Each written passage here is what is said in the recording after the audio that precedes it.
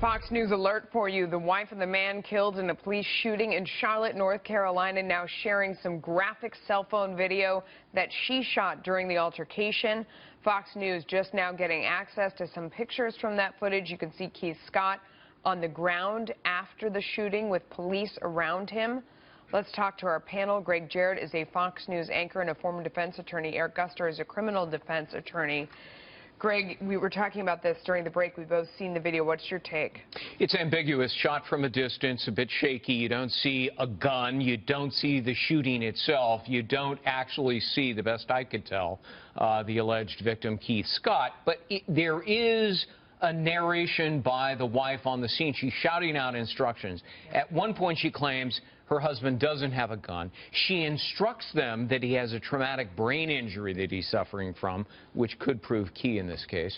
And finally, she keeps saying over and over again, don't do it, don't do it. Yeah. Is she talking to her husband, don't do it, as if make a threatening motion? It's hard to tell. It is, although I think there's a point where she says, Keith, don't do it. I mean, it sounds like she's talking to him. It does. I mean, I watched it 4 or 5 times, and it just, Eric, what's your impression? And a lot of it depends on what her narration is. What she's saying, she told her husband, don't make them bang out the windows, which indicates that they may have been trying to enter the car. And they also told her, just like Greg said, that he has a TBI, he has a traumatic brain injury. He just took his medication, she says. Right. Yes, which could indicate some type of mental health issue that the police have to be trained on how to deal with those things. So, and we've had several cases where mental health has been an issue with police interactions, and if they did not do this properly under protocol, then they could be in trouble. Greg, one thing that strikes me is the amount of time that goes by. I mean, it's about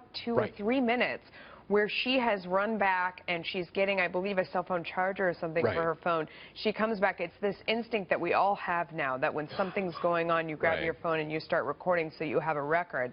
And she never stops talking to everyone involved, saying, you know, don't shoot, he doesn't have a gun. There's so much conversation before the shots ring out. Which makes it all the more important and imperative for the police and now the State Bureau of Investigation to release this videotape to the public. Why? Because there's a public safety concern that overrides any compromise to the investigation. I would argue there is no compromise to the investigation. All of the police officers on the scene were immediately interviewed, including the shooter himself, who, by the way, is black. That's another factor in this that hasn't got much emphasis. So those dash cam video and the body cam video of police should have been released a long time ago.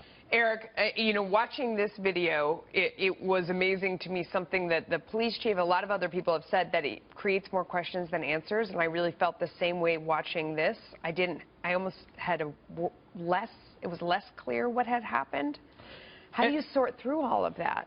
That's why we need everything. It's very interesting that the police chief said we're not going to be totally transparent, which the public wants transparency.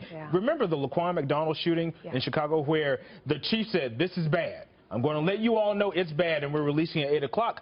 The public appreciates that. The public appreciates a chief of police saying, this is a bad video, or even giving his narrative, this is what we believe the video shows, and here it is. Because so many communities do not trust the police, which you've seen time and time again, where the video does something different. What about that? Because that's a good point. If you say we release the video, here it is. You know, we're going to rectify the situation. I mean, you can't bring someone back who's gone. But cameras don't lie. The video often is the best evidence in a particular case. Here, there's more than one particular video because these police officers have body cameras. There is a dash cam video there.